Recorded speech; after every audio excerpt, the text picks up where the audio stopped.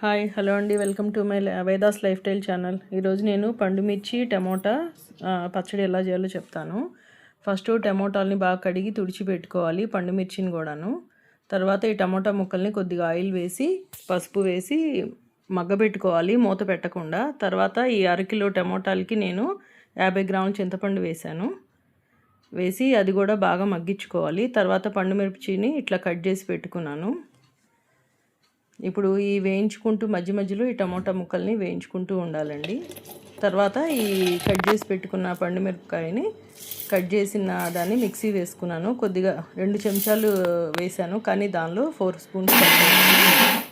Spoons వేసుకొని బాగా salt వేసుకొని కలుపుకోవాలి. కలిపి మిక్సీ వేసుకున్న తర్వాత ఈ చల్లారిన టమోటా ముక్కల్ని చింతపండుని కలిపి దానిలో వేసుకొని మిక్సీ తిప్పుకున్నాను.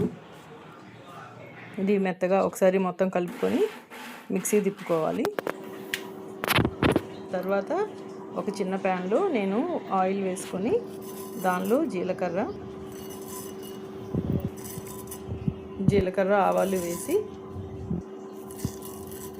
అవి బాగా వేగిన తర్వాత కొంచెం మెంతి పౌడర్ కూడా వేసుకున్నాను. దానిలో ఈ తిరగమాతలో ఇంగువ కూడా వేసి అది ఆ జీలకర్ర ఆవాలు బాగా వేగిన తర్వాత దీనిలోకి కొంచెం ఫ్రెష్ చేసి పెట్టుకున్న గార్లిక్ వేసానండి.